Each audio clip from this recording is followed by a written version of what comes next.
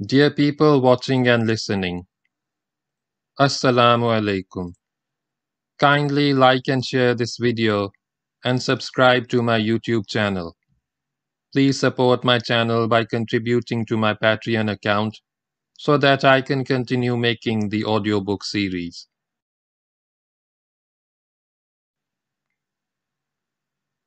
This book tells in detail about the Muslim conquest of Spain under the Umayyad Caliphate from 711 AD to 718 AD. The conquest is also known as the Muslim conquest of the Iberian Peninsula or the Umayyad conquest of the Visigothic kingdom. This conquest destroyed the Visigothic kingdom and established the Umayyad wilaya of Al-Andalus. It also resulted in the expansion of the Umayyad Caliphate and the Muslim rule into Europe. Start of Chapter 8. The Conquest of Cordoba. While keeping the bulk of the army concentrated under his personal command, Tariq created two separate detachments, one of 700 horse under Mughis al-Rumi and the other of unknown but probably equal strength under Zad bin Qasidi. The main body under Tariq would march to Toledo. The detachment under Mughis would go to Cordoba. The one under Zad would operate against Malaga and the south. The two detachments would engage and mask enemy forces found in their respective objective regions, while the main thrust was made against Toledo. They would prevent interference with Tariq's flank and rear and ensure that the Muslims remained in communication with the sea. The coastal zone of southern Spain was the strategical base of the invasion, and if during the course of their operations the two detachments conquered more territory and killed more enemies of Allah, so much the better. Plans were made, forces regrouped, arrangements finalized for communication and movement. When everybody was set to go, Tariq spoke to his men. He told them not to cause offense to the unarmed and peaceful inhabitants of the land, to attack those who were armed or actively assisted others who opposed the Muslims, to take nothing in plunder except what fell to their lot in battle or was taken by force of arms. With these words, Tariq launched the army from Akija. The main body made for Jain, whence it would turn north towards Toledo. Mughis al-Rumi marched in the direction of Cordoba. Zad went south. We will first deal with the relatively minor operations conducted by Zad bin Qasidi in the southern part of Spain.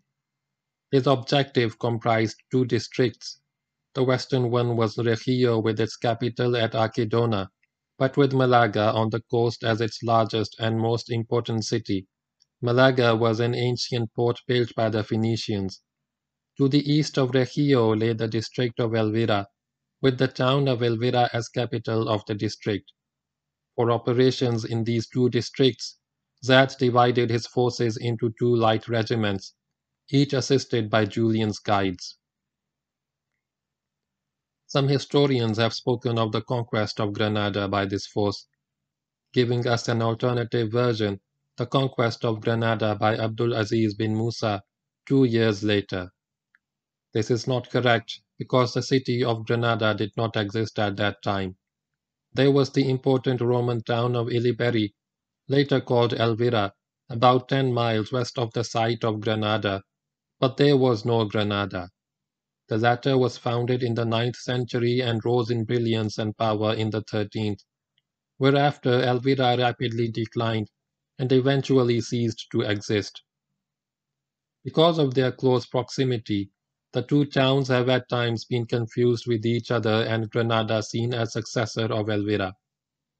The point that the reader should keep in mind is that the objective of Zad, among his other objectives, was Elvira, not Granada. The regiment earmarked for Malaga marched towards its objective. As the Muslims neared the city, however, the Goths abandoned it and fled into the mountains. The Muslims occupied Malaga and went on to overrun most of the district, including the capital city of Archidona.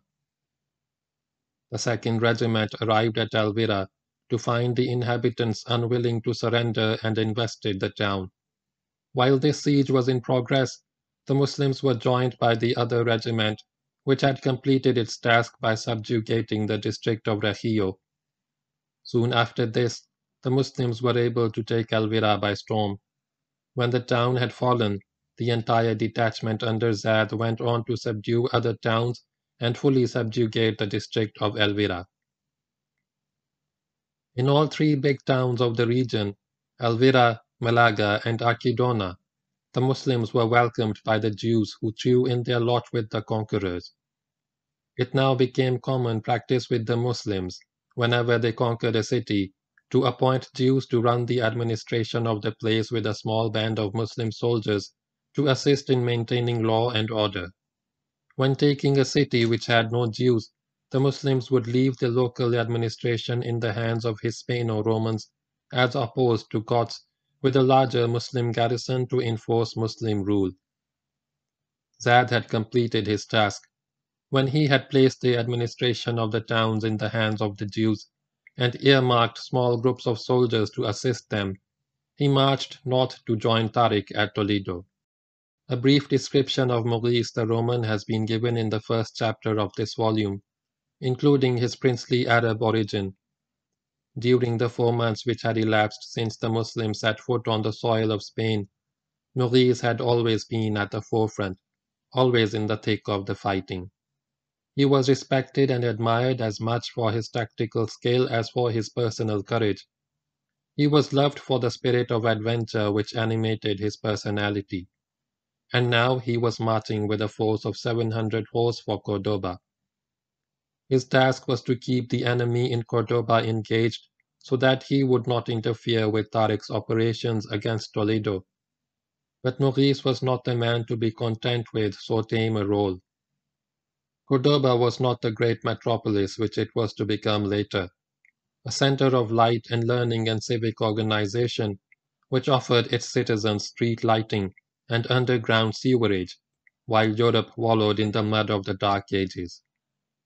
Cordoba was then a city of moderate size, such as would suit the Romans and the Goths as a provincial capital and such as, with their limited organizing ability, the Visigoths could administer. Nevertheless, it was the most important provincial capital in Spain, being at the same time a strategical center for prime importance. Cordoba was an ancient city, believed to be of Carthaginian origin.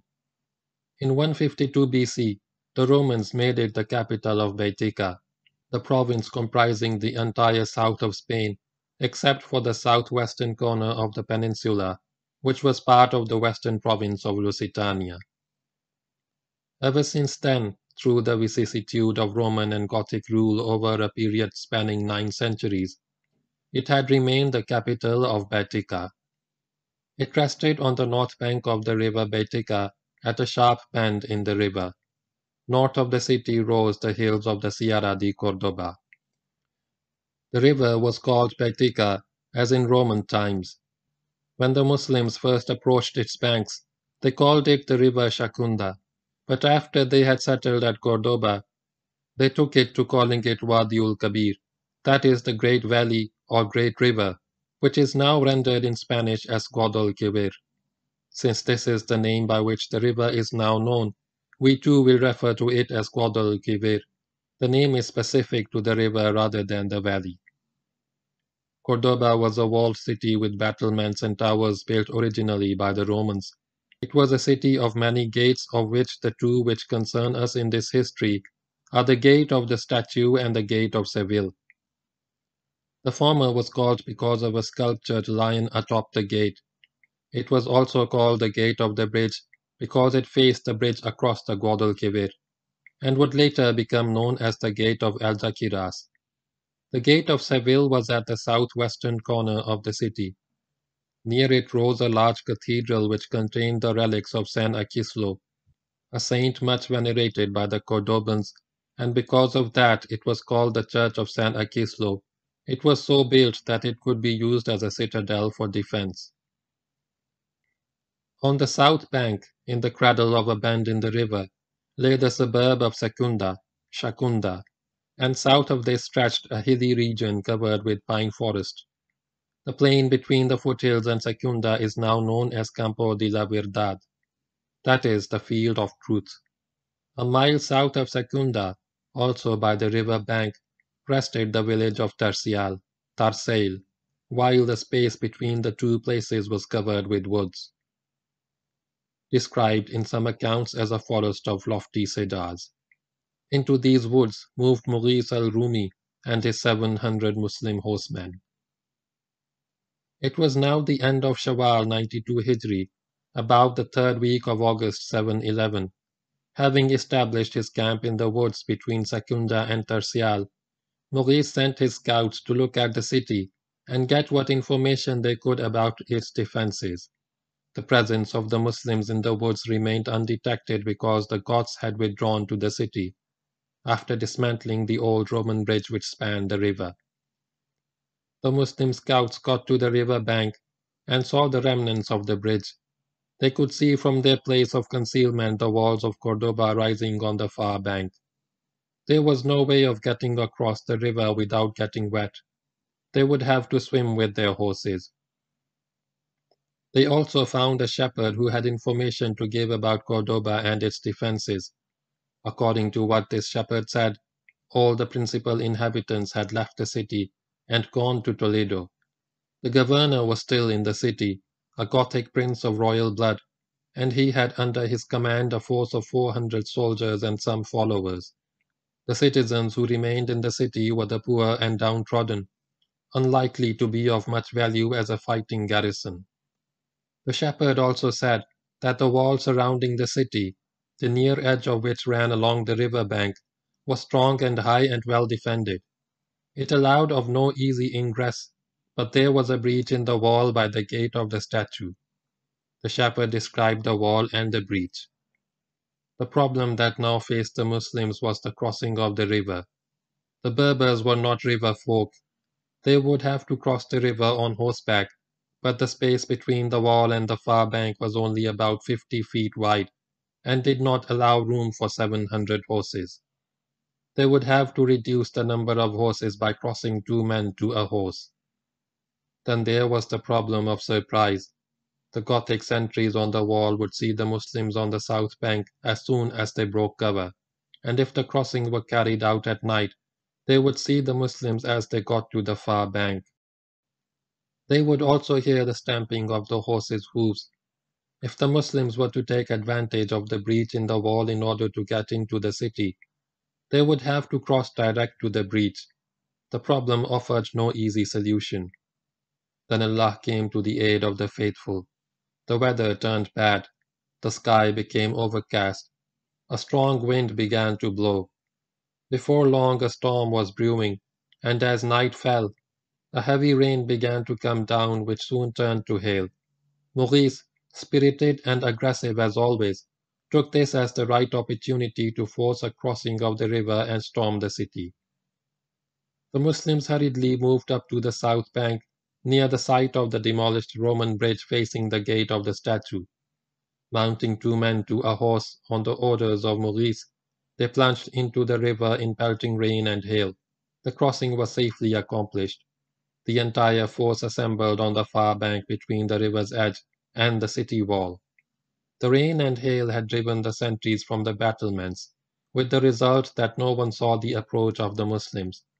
Moreover, the foul weather drowned the sound of the horses' hoofs as they stamped about under the wall of the city. The shepherds now led the Muslims to the breach, or what he regarded as the breach. Whatever this breach was, it was not sufficient to let the Muslims through.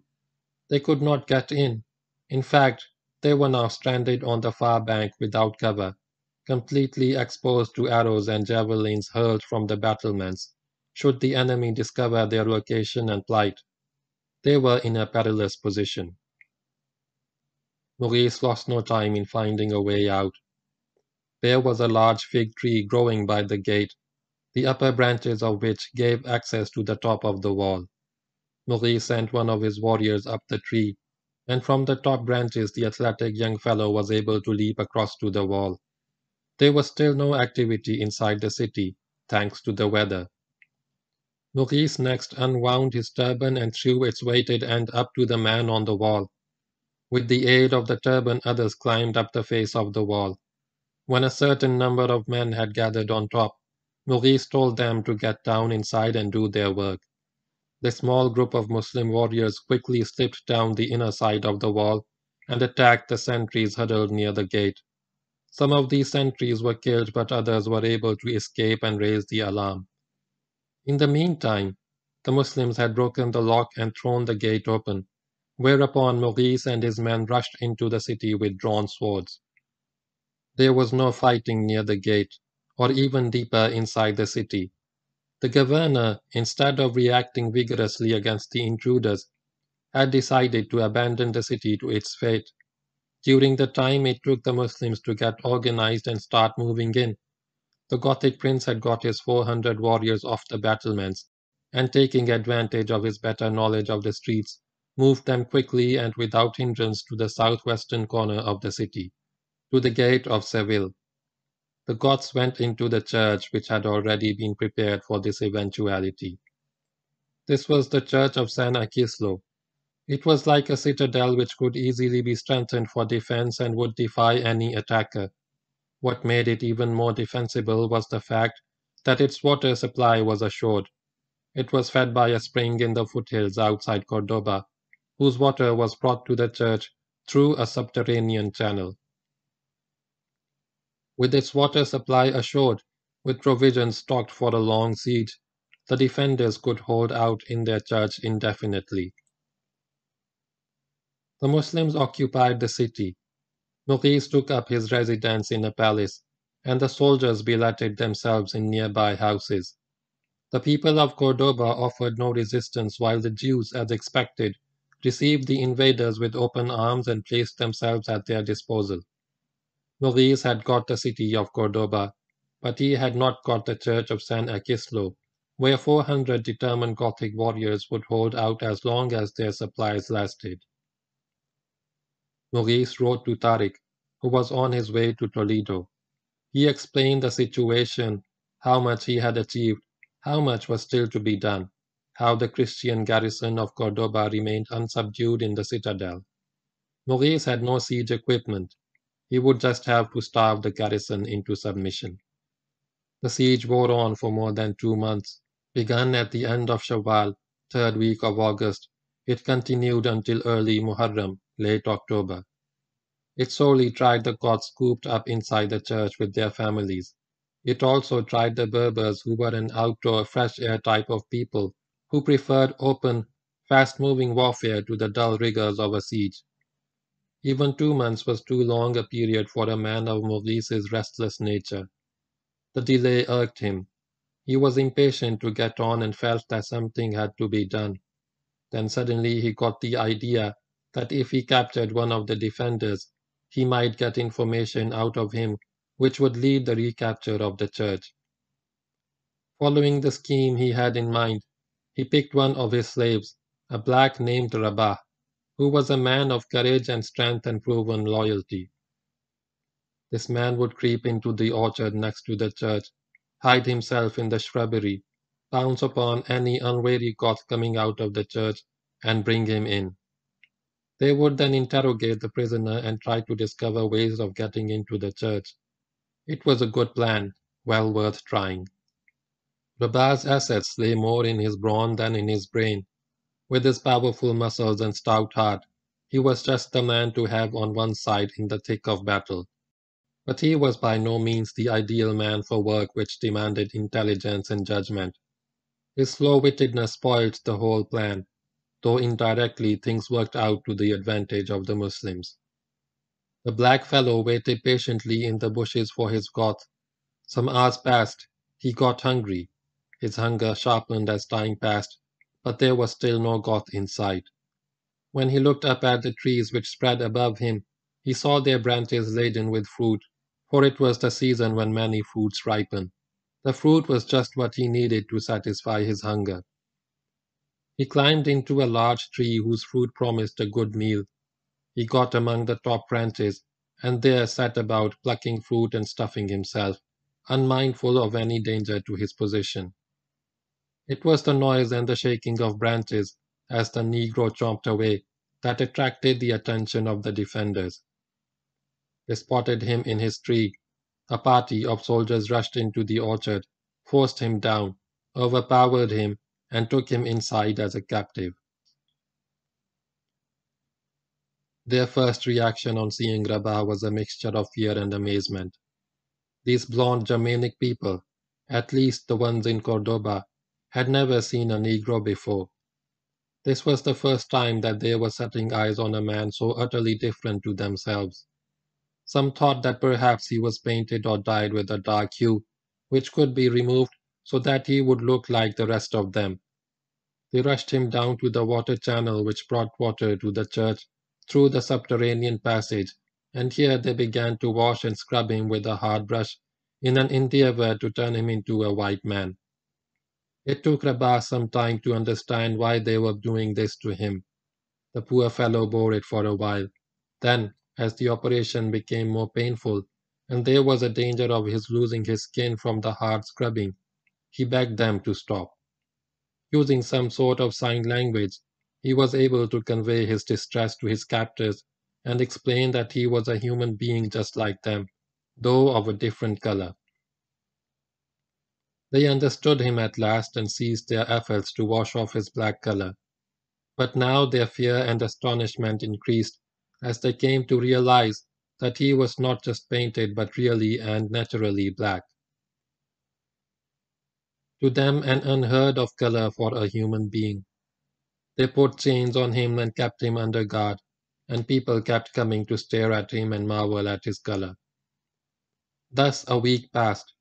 Curiosity waned and the Gothics began to pay less attention to their black prisoner.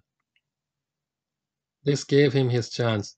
The strong fellow broke his chains, killed the few guards who were left to keep watch over him, and made a dash for freedom. He was successful in effecting his escape and stood once more before his beloved master, to whom he related his adventure. He described in detail the conduit which brought water to the church, the direction from which it came, its level below ground. Maurice at once sent for the local engineers who dealt with matters of water supply and gave them the task of establishing the source and direction of the water flowing to the church. This they were able to do without delay. The source of water was discovered. The flow of water was stopped. There was now no water flowing into the church of San Aquislo. There was no water supply except for what little may have been kept in cisterns. The garrison was doomed. The first man to know it, and show that he knew it, was the pusillanimous Gothic prince who had been commander of the garrison. It was now early Muharram, the first month of the Islamic year 93 Hijri, which began on October 19, 711. Thanks to the adventure of Rabah, which had led to the closure of their water supply, the defenders in the church were being brought to their knees. Maurice offered them peace on terms of Islam or the jizya, but they spurned his offer. The siege would go on. The first sign which appeared of a breakdown in cohesion and loss of confidence among the defenders was the flight of their prince. Forsaking his soldiers and his family, he slipped out of the church, mounted a swift horse, and galloped away. It was his intention to get to the hills, the Sierra de Cordoba, whence he could make his way to Toledo to join his fellow Goths. His soldiers and his family were left to fend for themselves. Maurice was informed by friendly locals about the flight of the Christian general. No sooner did he come to know of the event than he leapt onto his horse and gave chase. He gained on his quarry, and at last caught up with him near the village of Talbira, some distance west of Cordoba. The Gothic general looked back. One frightened glance at his pursuer was enough to make him desperate.